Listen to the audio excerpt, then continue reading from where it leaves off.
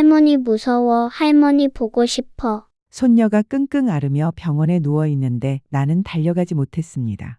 전화기 너머로 들려오는 떨리는 목소리. 9살 손녀 채린이의 그 한마디가 제 가슴을 칼로 도려내듯 아팠습니다. 당장이라도 달려가고 싶었습니다. 손을 꼭 잡아주고 머리를 쓰다듬어주고 괜찮아, 할머니가 여기 있어 라고 말해주고 싶었습니다. 하지만 저는 그럴 수 없었습니다. 왜냐하면 저는 요양원에 갇혀 있었으니까요. 아니, 갇혀 있다는 표현이 맞을까요? 제 발로 들어온 곳인데 말이죠. 가족들이 정성껏 골라준 호텔 같다는 그 고급 요양원. 그런데 정작 제가 필요한 순간 저는 손녀 곁에 갈 수조차 없었습니다. 오늘은 셔틀이 운행하지 않습니다. 규정상 개인 외출도 어렵습니다. 차갑고 무미건조한 직원의 목소리가 아직도 귓가에 맴돕니다. 저는 그날 요양원 방 안에서 무너져 내렸습니다. 70평생을 살아오며 참아왔던 모든 눈물이 한꺼번에 쏟아져 내렸습니다. 내가 왜 여기 갇혀 있어야 하지? 내가 뭘 잘못했길래 손녀를 지켜줄 수도 없는 거지? 그리고 그 순간 깨달았습니다. 이곳은 천국이 아니라 아름답게 포장된 감옥이었다는 것을요. 구독과 좋아요를 눌러주세요. 여러분의 작은 응원이 아주 큰 도움이 됩니다. 제 이름은 김중금. 올해 75입니다. 돌이켜보면 제 인생은 결코 화려하지 않았습니다. 가난했고 힘들었고 때로는 내일이 두렵기도 했습니다. 하지만 행복했습니다. 남편과 함께 살림을 꾸리고 새 아이를 키우던 그 시절. 보리밥에 된장국이 전부였지만 식탁에는 웃음이 넘쳤습니다. 큰아들 희준이는 공부를 잘했습니다. 둘째 민준이는 장난꾸러기였지만 마음씨가 따뜻했고요. 막내딸 지영이는 제 걱정을 누구보다 잘 알아주는 아이였습니다. 엄마, 나중에 내가 크면 엄마한테 맛있는 거 많이 사줄 거야. 지영이가 초등학교 때 그렇게 말했던 게 어제 일 같은데 어느새 그 아이도 엄마가 되었습니다. 그리고 제게는 세상에서 가장 사랑스러운 손녀 채린이가 생겼지요. 할머니, 나 할머니 집에서 자고 싶어. 할머니, 이거 할머니 드릴 거야. 내가 그렸어. 채린이가 그려준 그림들은 아직도 제 방 서랍 깊숙한 곳에 고이 간직되어 있습니다. 그때는 정말 행복했습니다. 비록 몸은 고됐지만 마음만은 누구보다 풍요로웠습니다. 제가 필요한 사람들이 있었고 제가 지켜줄 수 있는 사람들이 있었으니까요. 그런데 언제부터였을까요? 남편이 세상을 떠나고 아이들이 각자의 삶을 살게 되면서 저는 점점 짐이 되어가고 있었습니다. 아무도 그렇게 말하지 않았습니다. 하지만 저는 알 수 있었습니다. 희준이가 주말에 들를 때마다 보이는 피곤한 표정. 민준이가 엄마 괜찮으시죠? 라고 물을 때의 형식적인 톤. 지영이가 엄마 요즘 어떠세요? 라고 문자를 보낼 때의 간결함. 그 모든 것들이 제게 말하고 있었습니다. 엄마, 이제 우리도 힘들어요. 저는 괜찮다고 혼자서도 잘 지낼 수 있다고 말했습니다. 하지만 속마음은 달랐습니다. 제발 나를 혼자 두지 마. 그러던 어느 날 큰아들 희준이가 제게 말했습니다. 엄마, 제가 좋은 곳을 알아봤어요. 실버타운인데 시설이 정말 좋대요. 엄마 혼자 계시는 것보다 훨씬 안전하고 편하실 거예요. 실버타운. 처음 들었을 때는 거부감이 들었습니다. 요양원이라는 말이 왠지 모르게 쓸쓸하게 느껴졌거든요. 하지만 희준이가 보여준 팸플릿을 보고는 생각이 달라졌습니다. 마치 호텔 같은 외관, 깔끔하게 정돈된 개인실, 수영장, 도서관, 요가실까지 갖춰진 시설. 그리고 무엇보다 엄마, 여기는 외출할 때 전용 셔틀 서비스도 제공한대요. 병원 가실 때도 손녀 보러 가실 때도 편하게 다니실 수 있어요. 그 말이 제 마음을 움직였습니다. 그래, 아이들한테 짐이 되지 않으면서도 내가 원할 때 자유롭게 나갈 수 있다면 저는 입주를 결심했습니다. 입주하던 날 가족들이 모두 함께 왔습니다. 희준이와 며느리, 민준이와 그 아내, 지영이와 사위, 그리고 손녀 채린이까지. 할머니, 여기 진짜 예쁘다. 수영장도 있어. 채린이가 신나서 이곳저곳을 뛰어다니는 모습을 보며 저는 웃었습니다. 그래, 이제 좀 편하게 살아보자. 아이들도 안심할 수 있고 나도 새로운 친구들을 사귈 수 있을 거야. 요양원 직원들은 친절했습니다. 어르신, 여기서 편히 지내세요. 필요하신 게 있으면 언제든 말씀하세요. 식사는 호텔식 뷔페로 제공되고요. 매일 다양한 프로그램이 준비되어 있습니다. 외출하실 때는 미리 말씀만 해주시면 저희 셔틀이 모셔다 드립니다. 모든 게 완벽해 보였습니다. 방은 넓고 깨끗했고 창밖으로 보이는 정원은 아름다웠습니다. 이제야 나도 짐이 아니라 편히 쉴 수 있는 삶을 사는구나. 그렇게 생각하며 첫날 밤을 보냈습니다. 처음 몇 주는 정말 좋았습니다. 아침에는 요가 수업에 참여하고 오후에는 원예 프로그램에서 화분을 가꾸었습니다. 저녁에는 도서관에서 책을 읽거나 같은 층에 사시는 이현숙 씨와 차를 마시며 이야기를 나눴습니다.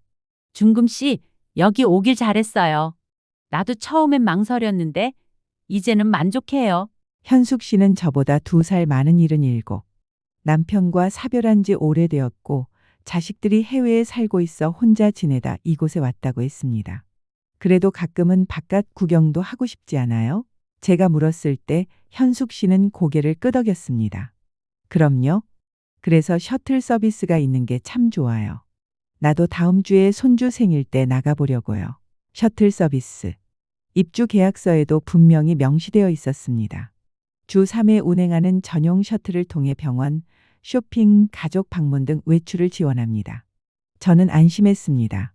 필요할 때 나갈 수 있다면 여기서 지내는 것도 나쁘지 않겠어. 하지만 시간이 지나면서 작은 균열들이 보이기 시작했습니다. 가장 먼저 눈에 띈 것은 식사였습니다. 처음 몇 주간은 정말 호텔식 뷔페처럼 다양한 메뉴가 나왔습니다. 생선구이, 불고기, 신선한 샐러드, 과일까지. 그런데 한 달쯤 지나자 메뉴가 점점 단순해졌습니다. 오늘은 김치찌개와 계란찜입니다. 오늘은 된장국과 생선조림입니다. 나쁜 음식은 아니었습니다. 하지만 입주 당시 약속했던 다양한 메뉴와는 거리가 멀었습니다. 혹시 뷔페는 안 하나요? 제가 직원에게 물었을 때 돌아온 대답은 이랬습니다. 어르신, 뷔페는 특별한 날에만 제공됩니다. 평소에는 건강을 고려한 정식으로 나가요. 입주 전에는 그런 말이 없었는데 말이죠. 두 번째 변화는 프로그램이었습니다. 처음에는 매일같이 다양한 활동이 있었습니다. 요가, 미술, 음악, 원예. 그런데 어느 순간부터 프로그램이 줄어들기 시작했습니다. 이번 주 요가 수업은 강사 사정으로 취소되었습니다. 원예 프로그램은 당분간 운영하지 않습니다. 문의했을 때 돌아오는 답변은 항상 비슷했습니다. 일시적인 상황이니 양해 부탁드립니다. 하지만 일시적이라는 말이 한 달, 2달 이어졌습니다.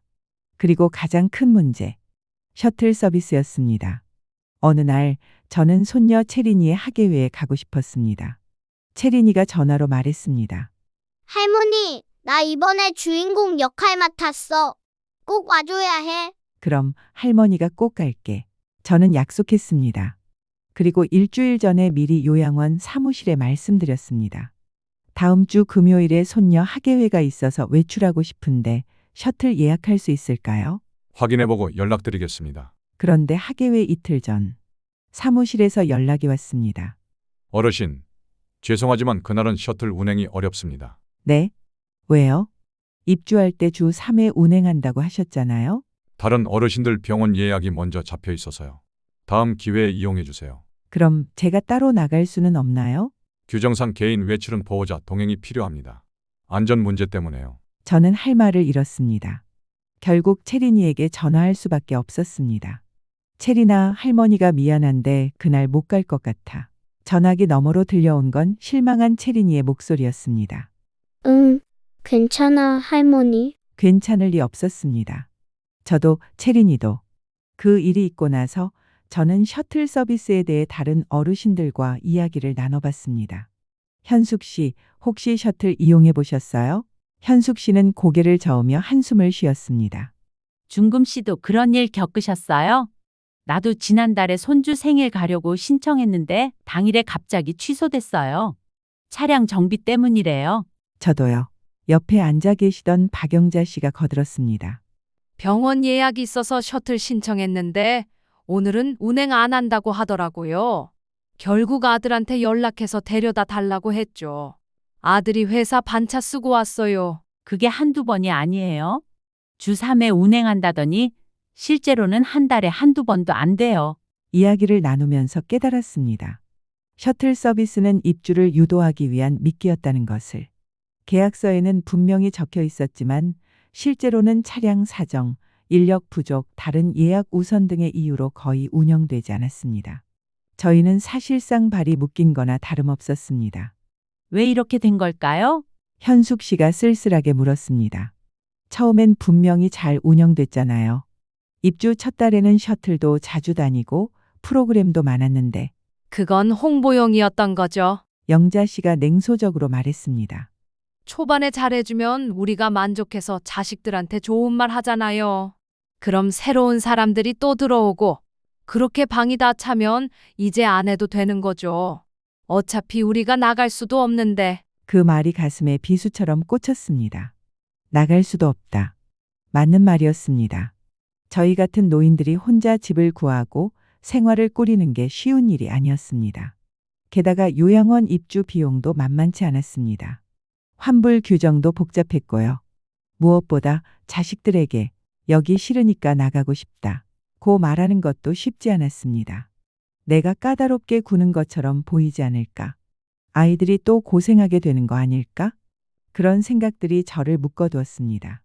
시간이 지나면서 가족들의 방문도 점점 줄어들었습니다. 처음 한 달은 주말마다 누군가는 왔습니다. 희준이가 과일을 사들고 오거나 민준이가 엄마 뭐 필요한 거 없으세요? 라며 들렀습니다. 지영이는 채린이를 데리고 와서 함께 산책을 하곤 했죠. 하지만 2달째부터는 2주에 한 번, 석 달째부터는 한 달에 한 번. 그마저도 30분 정도 들렀다가 바쁘다며 돌아가기 일쑤였습니다. 엄마, 요즘 일이 너무 많아서요. 다음 주에 다시 올게요. 엄마, 애들 학원 시간이라서요. 빨리 가봐야 해요. 엄마, 괜찮으시죠? 필요한 건 없으시고요? 필요한 게 없냐고요? 저는 물건이 필요한 게 아니었습니다. 저는 시간이 필요했습니다. 함께 있어주는 시간이요. 어느 날 희준이가 왔을 때였습니다. 엄마, 여긴 정말 좋은 것 같아요. 식사도 잘 나오고 시설도 깨끗하고 엄마가 여기서 편하게 지내시니까 저희도 마음이 놓여요. 희준이는 진심으로 그렇게 말하는 것 같았습니다. 하지만 저는 알 수 있었습니다. 그 말 속에 담긴 진짜 의미를요. 엄마, 여기 계시면 저희가 편해요. 엄마 걱정 안 해도 되니까요. 저는 웃으며 대답했습니다. 그래, 여기 좋아. 너희도 바쁠 텐데 자주 오지 않아도 돼. 하지만 속마음은 달랐습니다. 아들아, 나는 내가 필요해. 내 목소리가, 내 손길이, 내가 여기 있다는 그 사실이 필요해. 밤이 되면 저는 혼자 창밖을 바라보곤 했습니다. 요양원 창문 너머로 보이는 세상은 멀게만 느껴졌습니다. 저 멀리 불빛들이 반짝이는 아파트들. 그곳에서는 가족들이 함께 저녁을 먹고 텔레비전을 보고 하루를 마무리하겠죠. 저도 예전에는 그랬습니다. 아이들과 함께 밥상을 둘러앉아 오늘 있었던 일들을 이야기하고 웃고 때로는 다투기도 하면서 그게 얼마나 소중한 시간이었는지 그때는 몰랐습니다. 전화기를 들여다보는 시간도 많아졌습니다. 채린이에게 문자를 보냅니다. 채린아, 오늘은 뭐 했어? 할머니한테 이야기해줘. 답장은 한참 뒤에 옵니다. 할머니, 나 학원 가야 해. 나중에 전화할게. 나중은 오지 않았습니다. 이현숙 씨와 차를 마시다 이런 이야기를 나눴습니다. 현숙 씨, 우리 짐이 된 걸까요? 현숙 씨는 잠시 침묵하다 고개를 끄덕였습니다. 아마도요. 우리가 집에 있으면 아이들이 신경 써야 하잖아요. 밥은 먹었는지, 약은 챙겨 먹었는지, 넘어지진 않았는지, 그게 부담이 되는 거죠. 그래도 우리가 그 아이들을 키웠잖아요.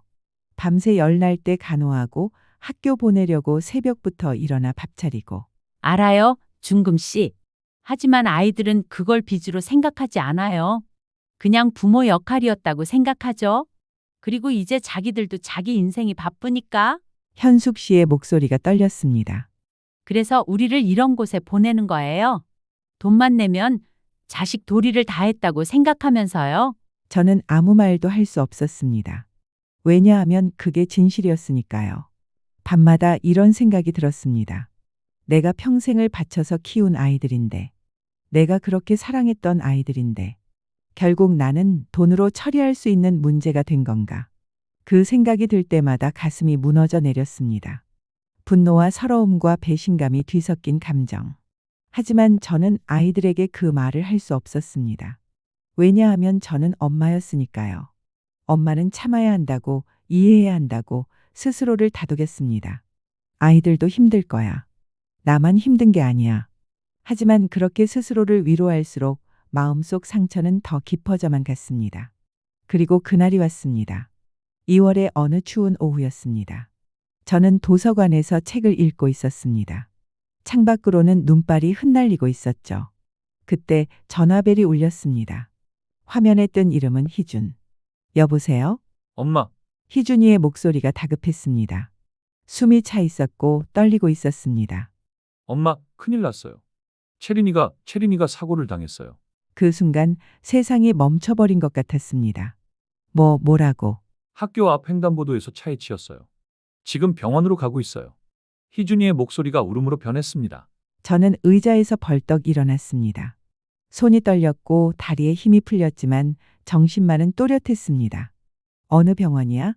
내가 지금 갈게. 성모병원 응급실이요. 엄마, 빨리 와주세요. 전화가 끊겼습니다. 저는 곧바로 요양원 사무실로 달려갔습니다. 저 지금 당장 외출해야 해요. 손녀가 사고를 당했어요. 사무실 직원은 컴퓨터 화면을 보며 천천히 말했습니다. 어르신, 외출하시려면 미리 신청하셔야 하는데요. 미리 신청? 지금 응급 상황이에요. 손녀가 병원에 있다고요. 그래도 규정이 있어서요. 보호자 동행이 원칙이고. 그럼 셔틀이라도 보내주세요. 입주할 때 외출 셔틀 서비스 제공한다고 하셨잖아요. 직원은 난처한 표정으로 고개를 저었습니다. 어르신, 죄송하지만 오늘은 셔틀 운행이 없습니다. 차량이 정비 중이에요. 뭐라고요? 그리고 오늘 날씨도 안 좋고 눈도 내리고 있어서 안전상. 안전? 안전이요? 저는 목소리를 높였습니다. 지금 제 손녀가 병원에 누워 있는데 안전을 따지고 있어요? 제가 입주할 때 분명히 약속했잖아요. 필요할 때 셔틀을 이용할 수 있다고. 어르신, 진정하세요. 보호자분께 연락하셔서 모시러 오시도록 하시는 게. 보호자들은 지금 병원에 있어요. 저도 거기 가야 한다고요. 직원은 매뉴얼처럼 같은 말만 반복했습니다. 규정상 어렵습니다. 양해 부탁드립니다. 저는 사무실을 나와 복도를 헤맸습니다. 택시를 부를까? 하지만 요양원은 외곽에 있어서 택시가 오기까지 시간이 걸렸습니다. 버스? 가장 가까운 버스 정류장까지 걸어서 20분이었습니다. 게다가 눈까지 내리는데 제 다리로 그 길을 걸을 수 있을까요? 아들에게 전화를 했습니다.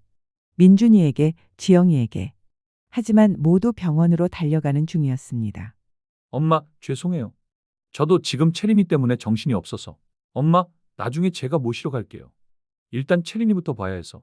저는 이해했습니다. 당연히 채린이가 우선이었습니다.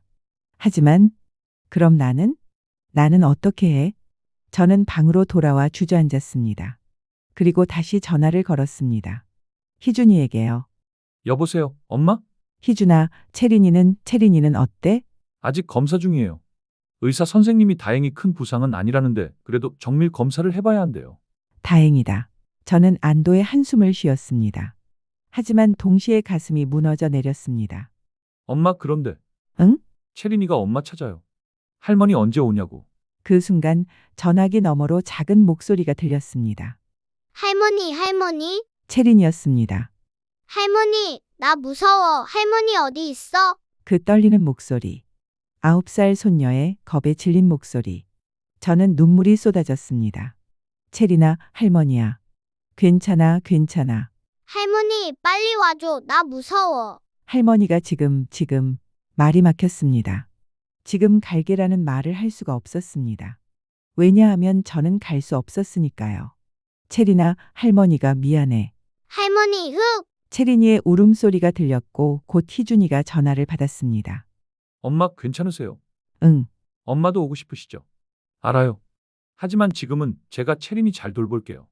엄마는 몸조리 잘하시고. 전화가 끊겼습니다. 저는 그대로 바닥에 주저앉아 울었습니다. 75년을 살아오면서 느껴본 적 없는 무력감이었습니다. 손녀가 저를 부르는데, 손녀가 무서워하는데, 손녀가 제 손을 잡아달라고 하는데, 저는 아무것도 할 수 없었습니다. 으아, 목 놓아 울었습니다. 가슴을 쥐어뜯었습니다. 내가 왜 여기 있어야 하는 거야? 내가 뭘 잘못했길래 손녀 곁에도 갈 수 없는 거야? 저는 창밖을 바라봤습니다. 눈은 점점 더 많이 내리고 있었습니다. 저 멀리 보이는 도시의 불빛들. 그곳 어딘가에 제 손녀가 있었습니다. 떨고 있고 무서워하고 할머니를 찾고 있었습니다. 하지만 저는 이곳에 갇혀 있었습니다. 허울 좋은 아름다운 감옥에. 그날 밤 저는 잠을 이룰 수 없었습니다. 체린이의 목소리가 계속 귓가에 맴돌았습니다. 할머니, 무서워. 할머니, 어디 있어? 새벽 2시, 3시, 4시.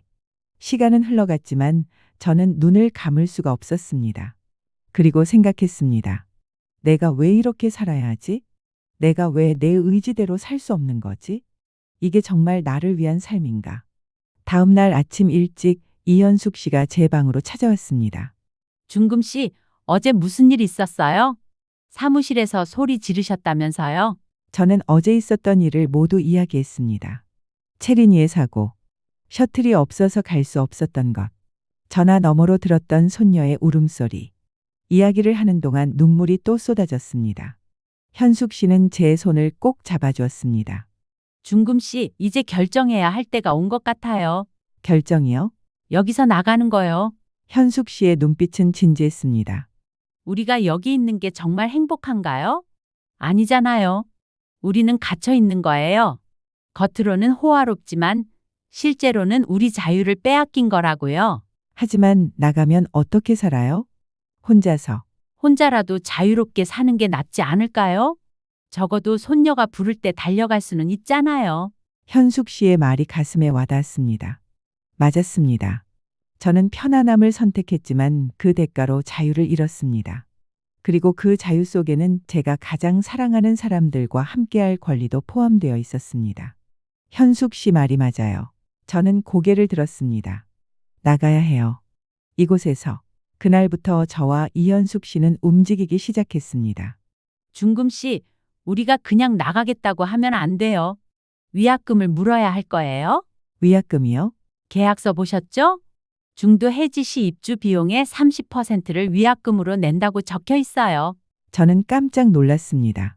제가 입주할 때 낸 비용은 5천만 원이었습니다. 그중 30%면 1,500만 원. 평생 모은 돈으로 입주했는데 나가려면 또 그 큰 돈을 내야 한다는 겁니까? 하지만 방법이 있어요. 현숙 씨가 말했습니다. 요양원 측이 계약을 위반했다는 걸 증명하면 위약금 없이 나갈 수 있어요. 계약 위반이요? 셔틀 서비스 불이행, 프로그램 축소, 식사 질 저하, 이 모든 게 계약서에 명시된 내용과 다르잖아요. 현숙 씨는 이미 계획을 세워놓은 듯했습니다. 증거를 모아야 해요. 사진, 녹음, 다른 어르신들의 증언까지. 우리는 조용히 그러나 철저하게 증거를 모았습니다. 먼저 식사 사진을 찍기 시작했습니다. 입주 초기 팸플릿에 나온 화려한 뷔페 사진과 실제로 나오는 단순한 식사를 비교했습니다. 이거 봐요, 중금 씨. 팸플릿에는 연어구이, 스테이크, 샐러드 바가 있다고 했는데 실제로는 김치찌개 한 그릇이에요. 다음은 프로그램 일정표였습니다. 입주 시 받았던 월간 프로그램표에는 요가, 미술, 음악, 원예, 댄스 수업 등이 빼곡히 적혀 있었습니다. 하지만 최근 3개월 동안의 실제 일정표는 텅텅 비어 있었습니다. 한 달에 2~3번 프로그램이 있으면 다행이에요. 가장 중요한 건 셔틀 서비스였습니다. 우리는 다른 어르신들에게 물어봤습니다. 셔틀 이용해 보신 적 있으세요? 박영자 씨가 말했습니다. 나는 3번 신청했는데 3번 다 취소됐어요. 한 번은 차량 고장, 한 번은 기사님 휴가, 한 번은 다른 분 병원 예약 때문이래요. 김철수 씨도 거들었습니다. 나도 비슷해요. 계약서에는 주 3회 운행한다고 했는데 실제로는 한 달에 한 번도 안 돼요. 그것도 요양원에서 정한 날짜에만 가능하고요. 우리는 이 모든 증언을 꼼꼼히 기록했습니다. 날짜, 시간, 구체적인 상황까지. 또한 입주 당시 받았던 서류들을 다시 꺼내봤습니다. 계약서, 서비스 안내 책자, 시설 이용 가이드. 거기에는 분명히 적혀 있었습니다. 주 3회 전용 셔틀 운행, 다양한 문화 프로그램 메일 제공. 호텔급 식사 서비스. 하지만 실제로는 어떤 것도 제대로 지켜지지 않았습니다. 이거면 충분해요. 현숙 씨가 자신 있게 말했습니다. 이제 사무실에 가서 정식으로 항의해야 해요. 일주일 후 우리는 요양원 관리사무소를 찾아갔습니다. 저와 이현숙 씨 그리고 우리를 지지하는 5명의 어르신이 함께였습니다. 사무소장은 우리를 보고 당황한 표정을 지었습니다. 어르신들, 무슨 일이십니까? 저는 준비해온 서류를 책상 위에 펼쳤습니다. 저희가 입주 계약을 해지하고 싶습니다. 계약 해지요. 그러시려면 위약금을. 위약금은 낼 수 없습니다. 왜냐하면 계약을 먼저 위반한 쪽은 당신들이니까요. 사무소장의 표정이 굳어졌습니다. 무슨 말씀이신지. 셔틀 서비스입니다. 저는 첫 번째 증거를 내밀었습니다. 계약서에 주 3회 운행한다고 명시되어 있습니다. 하지만 실제로는 거의 운행되지 않았어요. 여기 지난 3개월간 셔틀 신청 내역과 취소 기록이 있습니다. 사무소장은 서류를 훑어보더니 변명하기 시작했습니다. 그건 차량 사정이 있었고. 차량 사정이라면 대체 차량을 마련했어야죠. 이현숙 씨가 끼어들었습니다. 우리는 그 서비스를 믿고 비싼 돈을 내고 입주했어요. 하지만 정작 필요할 때 이용할 수 없었습니다. 이게 사기가 아니면 뭡니까? 그리고 이건 프로그램 일정표입니다.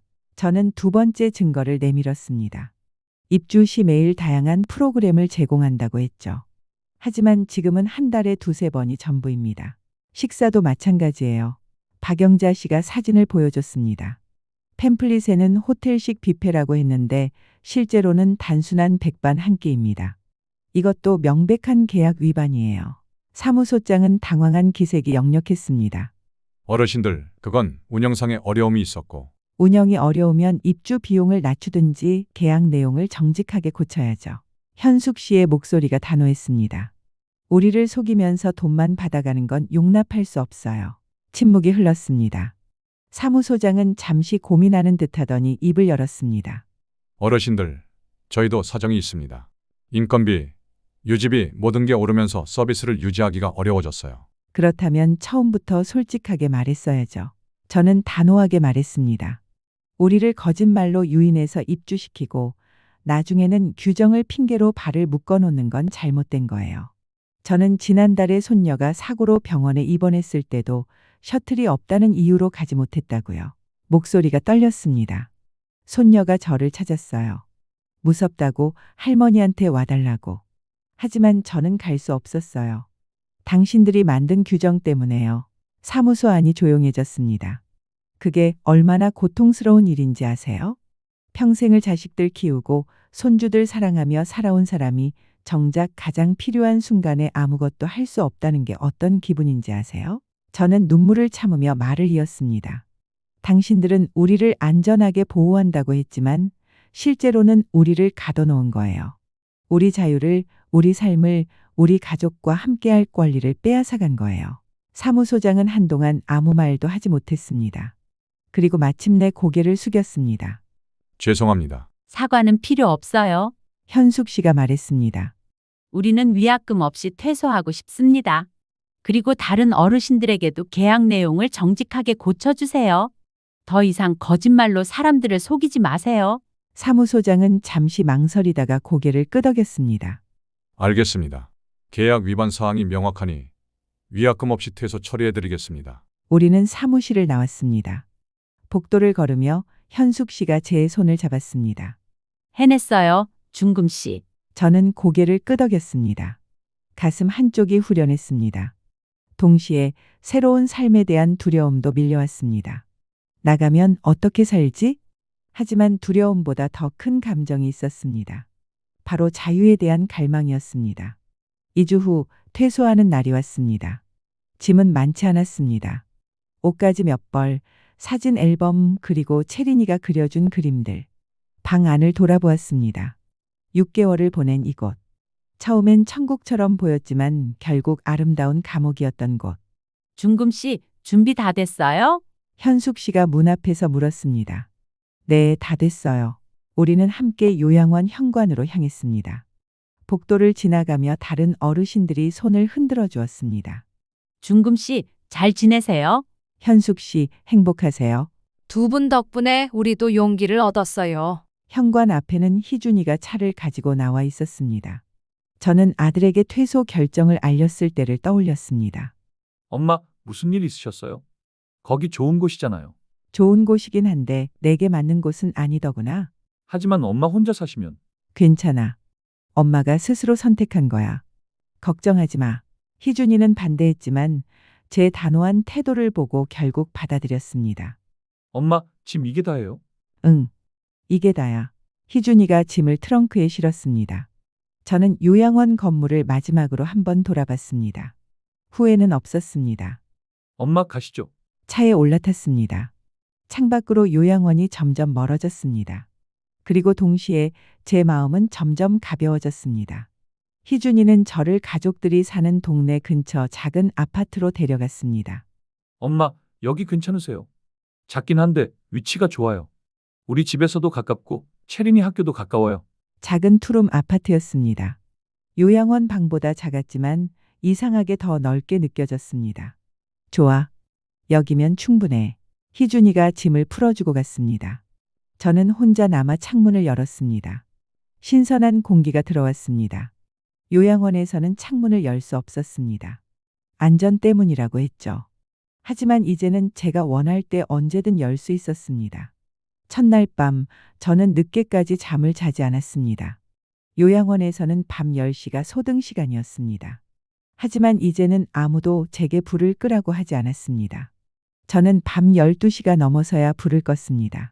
그리고 생각했습니다. 이런 사소한 것들이 이렇게 소중했구나. 다음 날 아침 저는 늦잠을 잤습니다.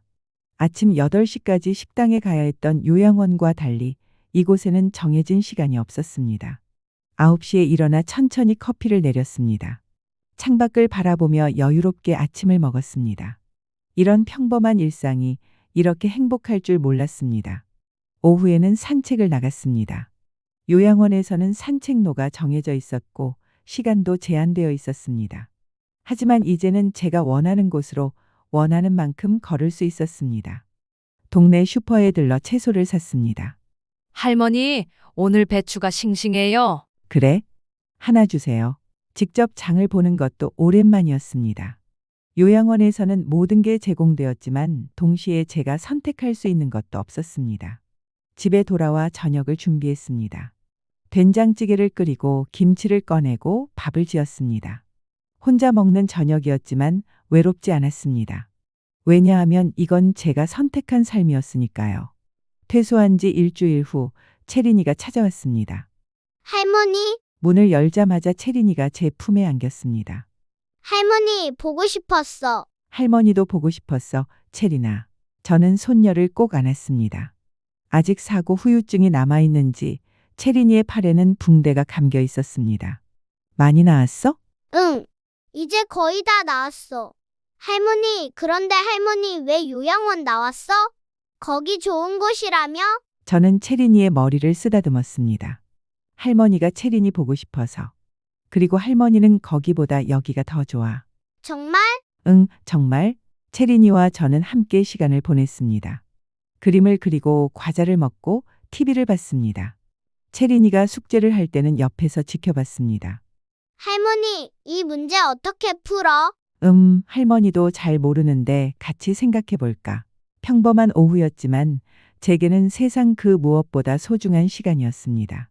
저녁 무렵 희준이가 채린이를 데리러 왔습니다. 엄마, 오늘 불편하지 않으셨어요? 아니, 전혀. 너무 좋았어.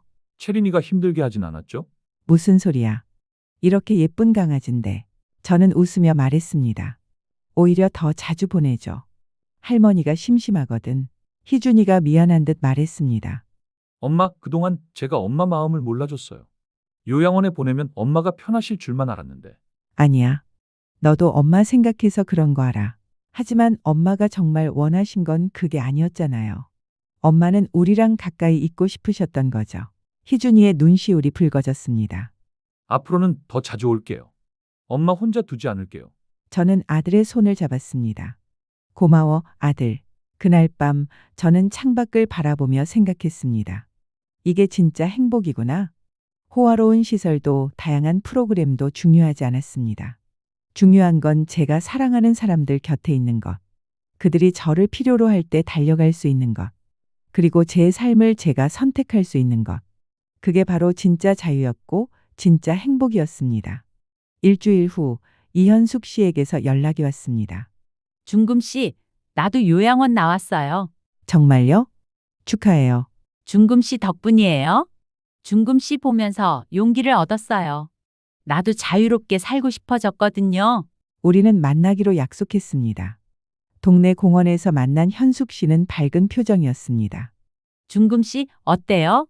나온 후에 불편한 건 없어요? 가끔 외롭긴 한데 그래도 행복해요. 현숙 씨는요? 나도요.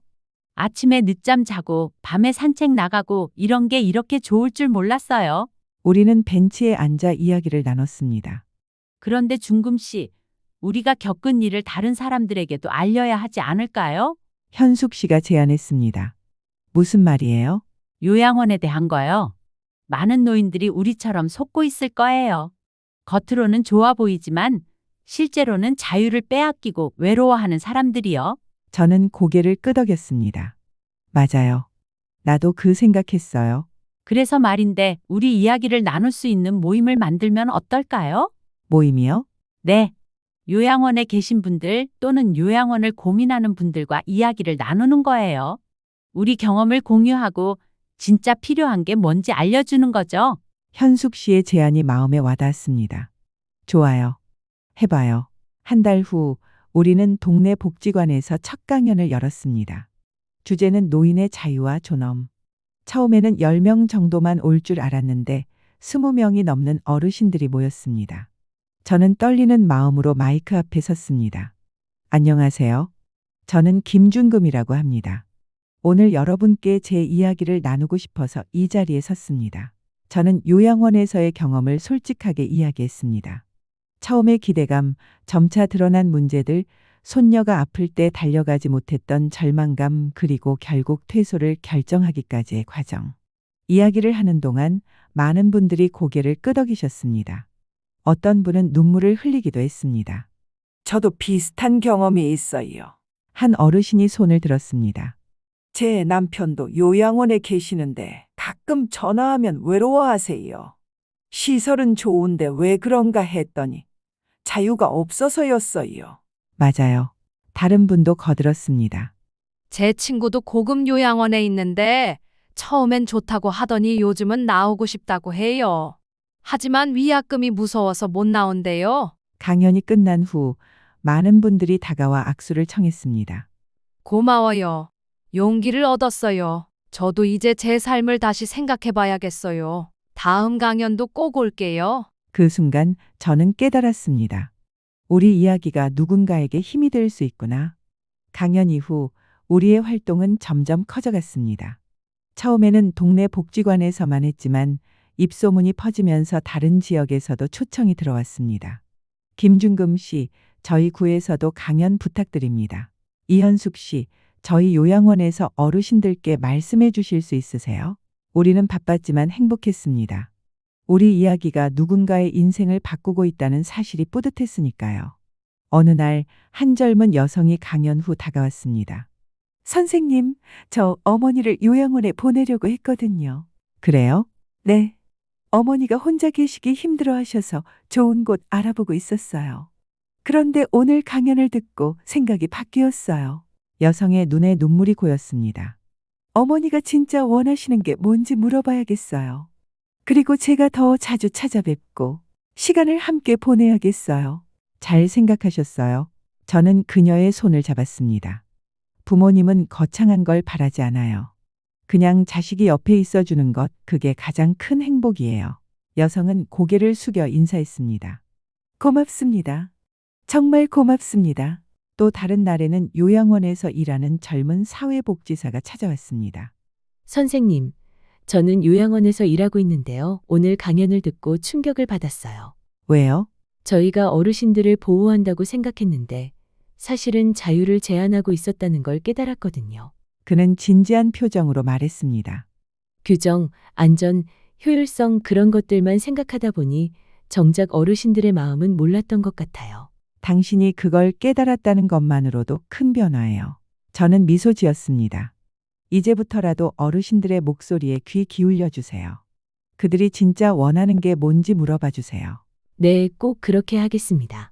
강연 활동을 하면서도 저에게 가장 중요한 건 역시 가족과의 시간이었습니다. 특히 채린이와 보내는 시간은 제 삶의 가장 큰 기쁨이었습니다. 어느 금요일 오후 채린이가 학교 끝나고 제 집으로 왔습니다. 할머니, 오늘 수학 시험에서 100점 맞았어. 정말? 우리 채린이 대단한데. 할머니가 지난번에 같이 공부해준 덕분이야. 채린이는 신나서 시험지를 보여줬습니다. 저는 손녀의 머리를 쓰다듬으며 말했습니다. 할머니가 도움이 됐다니 기쁘구나. 할머니, 오늘 저녁은 뭐 먹을 거야? 채린이가 좋아하는 김치찌개 끓일까? 좋아. 함께 부엌에서 저녁을 준비했습니다. 채린이는 파를 썰고 저는 두부를 넣었습니다. 할머니, 내가 파 잘 썰지? 그럼 우리 채린이 이제 요리사 다 됐네. 나중에 크면 할머니한테 맛있는 거 많이 해줄 거야. 그 말을 들으며 저는 가슴이 뭉클했습니다. 이런 순간들, 이런 평범한 순간들이 진짜 행복이구나. 저녁을 먹으며 채린이가 물었습니다. 할머니, 요양원에 있을 때는 심심했어? 응, 조금. 왜? 거기 친구들도 많고 좋다고 했잖아. 친구들은 좋았어. 하지만 우리 채린이를 자주 못 봐서 속상했지. 채린이가 저를 꼭 안았습니다. 이제는 내가 자주 올게. 할머니 외롭지 않게. 고마워, 채린아. 밤이 되어 채린이를 재울 시간이 되었습니다. 할머니, 오늘 여기서 자고 가도 돼? 그럼 당연하지. 채린이는 제 침대에 누웠고 저는 옆에 앉아 머리를 쓰다듬어 주었습니다. 할머니, 나 할머니 좋아. 할머니도 채린이 제일 좋아. 할머니, 오래오래 건강하게 살아줘. 그럴게. 채린이 커서 결혼할 때까지 봐야지. 채린이는 웃으며 눈을 감았습니다. 곧 고른 숨소리가 들렸습니다. 저는 손녀의 얼굴을 바라보며 생각했습니다. 이 순간을 위해 요양원을 나온 거야. 돈으로 살 수 없는 것, 아무리 좋은 시설도 대신할 수 없는 것. 바로 이 순간, 사랑하는 사람 곁에 있는 이 순간. 채린이가 잠든 후 저는 거실로 나와 창밖을 바라봤습니다. 달빛이 고요하게 내리비치고 있었습니다. 차 한 잔을 타서 소파에 앉았습니다. 지난 1년을 돌아봤습니다. 요양원에 입주했던 날, 셔틀이 없어서 손녀를 보러 가지 못했던 날, 요양원과 맞서 싸웠던 날, 그리고 자유를 되찾은 날, 참으로 많은 일이 있었습니다. 나는 왜 그렇게 힘들게 요양원에서 나왔을까? 스스로에게 물었습니다. 그리고 답은 명확했습니다. 자유 때문이었어. 편안함보다 중요한 것, 안전보다 소중한 것. 그건 바로 스스로 선택할 수 있는 자유였습니다. 요양원에서는 모든 게 정해져 있었습니다. 언제 일어나야 하는지, 무엇을 먹어야 하는지, 언제 프로그램에 참여해야 하는지, 언제 잠들어야 하는지, 심지어 언제 외출할 수 있는지까지. 그건 편안한 삶이 아니라 통제된 삶이었습니다. 나는 75년을 살아왔어. 기쁨도 슬픔도 고통도 행복도 모두 경험했어. 그런 내가 인생의 마지막 장을 누군가의 규칙 속에서 살 수는 없었어. 저는 자유를 선택했습니다. 불편할지라도 때로는 외로울지라도 제가 선택하는 삶을 살기로 했습니다. 물론 완벽하지 않았습니다. 혼자 사는 게 힘들 때도 있었습니다. 밤에 혼자 있으면 외로울 때도 있었습니다. 건강이 안 좋을 때는 걱정도 되었습니다. 하지만 그래도 괜찮았습니다. 왜냐하면 이건 제가 선택한 삶이었으니까요. 존엄? 문득 그 단어가 떠올랐습니다. 사람의 존엄은 어디서 오는 걸까? 좋은 시설에서 오는 걸까? 편안한 침대에서 오는 걸까? 아니었습니다. 존엄은 선택에서 왔습니다. 스스로 결정하고 스스로 책임지고 스스로 살아가는 것. 그게 바로 인간의 존엄이었습니다. 저는 요양원에 있는 모든 어르신들을 떠올렸습니다. 그들 중 몇 명이나 진짜 자신이 원해서 거기 있을까? 몇 명이나 진짜 행복할까? 아니면 저처럼 겉으로는 웃지만 속으로는 외로워하고 있을까? 그래서 우리가 이야기를 해야 하는 거야. 노인이라고 해서 권리를 포기해야 하는 건 아니야. 나이가 들었다고 해서 자유를 잃어야 하는 건 아니야. 우리도 존엄한 인간이야. 우리도 선택할 권리가 있어. 그 생각이 제 마음을 가득 채웠습니다. 창밖의 달을 바라보며 저는 다짐했습니다. 앞으로도 계속 이야기할 거야. 우리의 목소리를 낼 거야. 그래서 더 많은 노인들이 자유롭게 존엄하게 살 수 있도록. 그게 제가 앞으로 살아갈 이유였습니다. 요양원을 나온 지 1년이 지났습니다. 그동안 참 많은 일이 있었습니다. 이현숙 씨와 함께한 강연은 30번을 넘었고 우리의 이야기를 듣고 요양원을 재고려한 가족들이 100명이 넘었습니다. 더 놀라운 건 요양원들도 변하기 시작했다는 것입니다. 우리가 나왔던 그 요양원에서도 연락이 왔습니다. 김중금 어르신, 저희가 많은 걸 개선했습니다. 한번 방문해 주실 수 있으실까요? 호기심에 방문해 보니 정말 많은 것들이 바뀌어 있었습니다. 어르신들의 의견을 적극 반영하기 시작했습니다. 새로 부임한 시설장이 설명했습니다. 셔틀 서비스는 이제 예약제로 확실하게 운영하고 있고 개인 외출도 자유롭게 허용합니다. 프로그램도 어르신들이 원하는 것으로 구성했고요. 식사는요? 매주 어르신들과 메뉴 회의를 합니다. 원하시는 음식을 최대한 반영하고 있어요. 변화가 느껴졌습니다. 완벽하지는 않았지만 적어도 노력하고 있었습니다. 김중금 어르신 덕분입니다. 시설장이 고개 숙여 인사했습니다. 어르신의 용기 있는 행동 덕분에 저희가 무엇을 놓치고 있었는지 깨달았습니다. 감사합니다. 저는 미소 지었습니다. 저 혼자 한 게 아니에요. 모두가 함께 만든 변화입니다. 가족들도 많이 달라졌습니다. 희준이는 이제 일주일에 한 번은 꼭 들렀습니다. 엄마, 오늘 저녁 같이 드실래요? 좋지? 함께 식사를 하고 산책을 하고 그냥 이야기를 나누었습니다. 특별한 일이 없어도 그냥 함께 있는 시간. 그게 제게는 무엇보다 소중했습니다. 민준이는 매주 토요일 아침에 전화를 했습니다. 엄마, 잘 주무셨어요? 응, 잘 잤어. 너는 요즘 어떻게 지내니? 저야 뭐 바쁘게 살죠. 엄마, 이번 주말에 시간 되시면 우리 집에 놀러 오세요.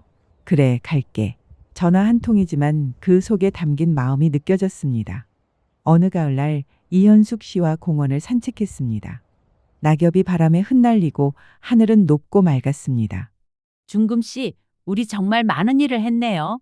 그러게요.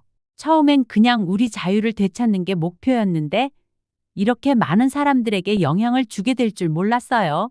현숙 씨가 벤치에 앉으며 말했습니다. 가끔 생각해요. 만약 내가 그때 요양원에 그냥 남아 있었다면 어땠을까? 후회했겠죠, 아마. 맞아요. 평생 후회하며 살았을 거예요. 왜 나는 내 삶을 살지 못했을까라고요. 저도 옆에 앉았습니다. 현숙 씨, 우리가 이 일을 시작한 게 정말 잘한 일 같아요. 그럼요. 우리 이야기가 누군가의 인생을 바꿨잖아요. 그게 가장 뿌듯해요. 우리가 겪은 고통이 헛되지 않았다는 거요. 현숙 씨가 제 손을 잡았습니다. 중금 씨, 고마워요. 중금 씨가 먼저 용기 내지 않았으면 나도 못 나왔을 거예요. 아니에요. 우리 함께였으니까 가능했던 거예요. 우리는 한동안 말없이 앉아 있었습니다. 바람이 불고 낙엽이 떨어지고 아이들이 뛰어놀고 개들이 짖었습니다. 평범한 가을 오후의 풍경.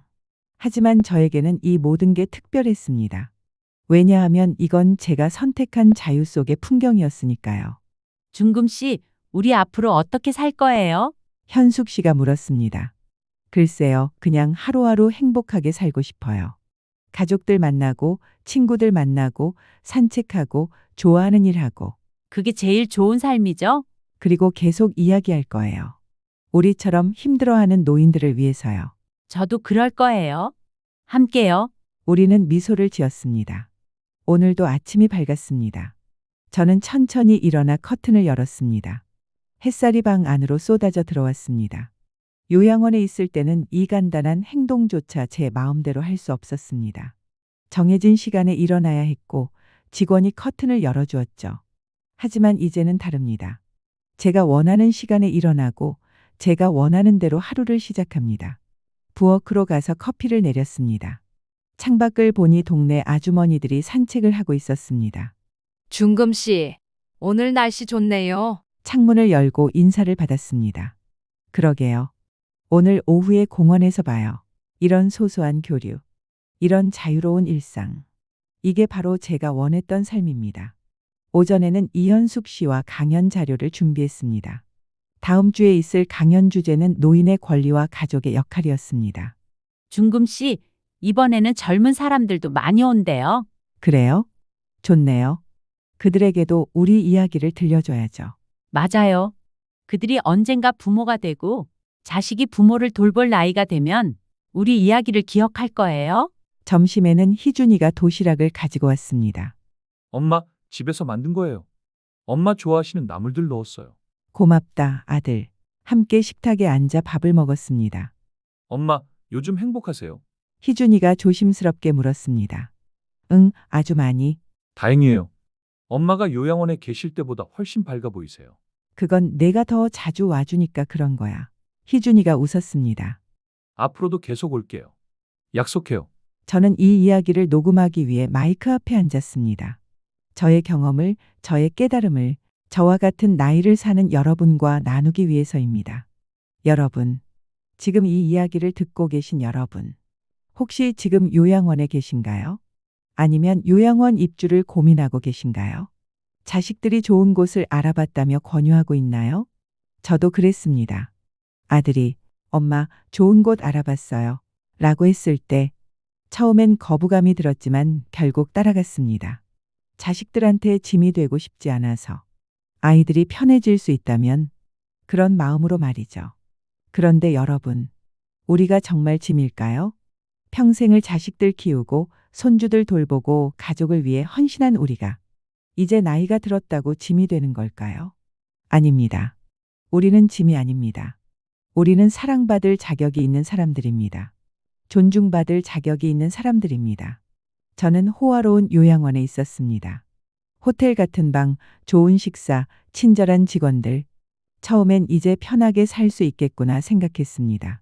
하지만 시간이 지나면서 깨달았습니다. 편안함이 전부가 아니라는 것을.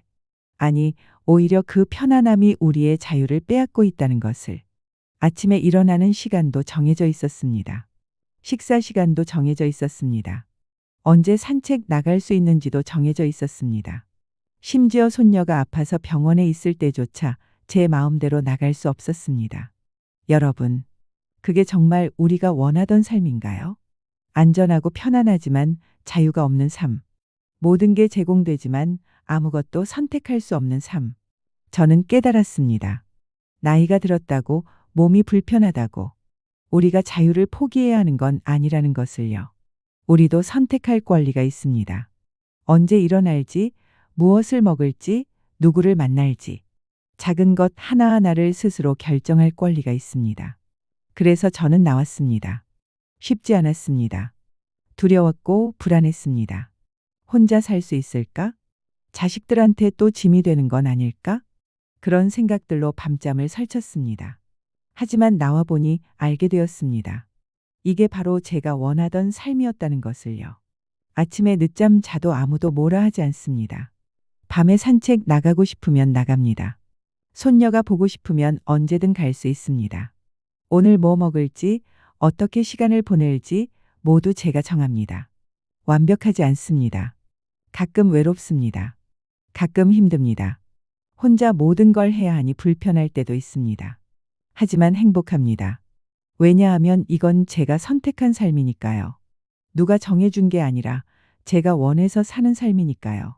여러분, 지금 요양원에 계시다면 스스로에게 물어보세요. 나는 정말 행복한가? 이게 내가 원하던 삶인가? 만약 대답이 아니오라면 용기를 내세요. 변화는 두렵지만 불가능하지 않습니다. 저도 75살에 새로운 삶을 시작했습니다. 여러분도 할 수 있습니다. 요양원 입주를 고민 중이라면 신중하게 생각하세요. 자식들이 권한다고 편할 것 같다고 무작정 따라가지 마세요. 스스로에게 물어보세요.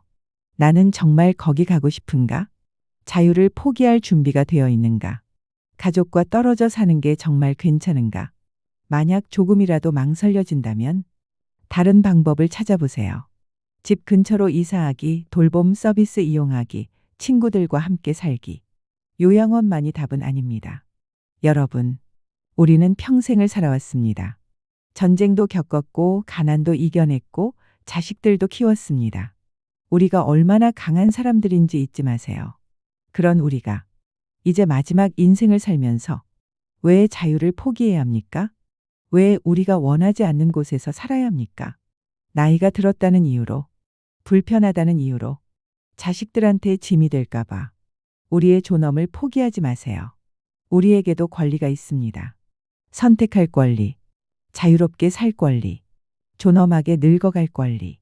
그 권리를 포기하지 마세요. 당당하게 주장하세요. 우리 목소리를 내세요.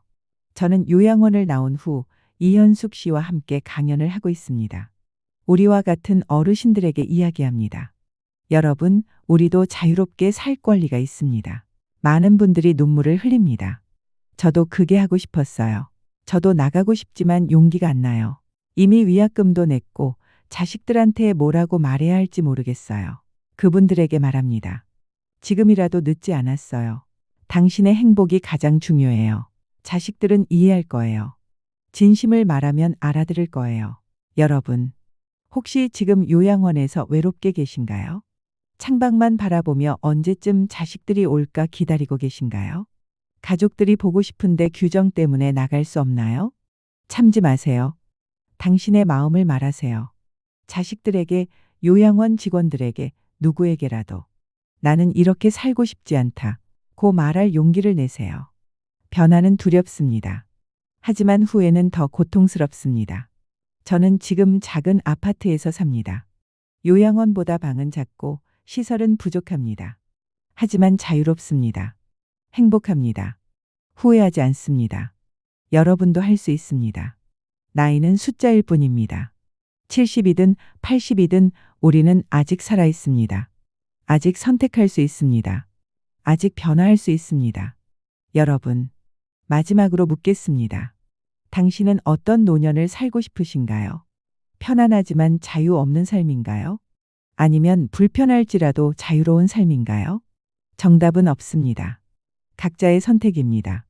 하지만 그 선택은 다른 사람이 아닌 여러분 스스로 해야 합니다. 저는 김준금입니다.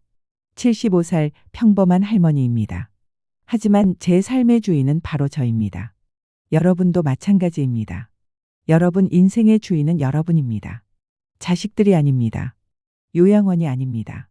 바로 여러분 자신입니다. 그러니 당당하게 사세요. 자유롭게 사세요. 여러분이 원하는 대로 사세요.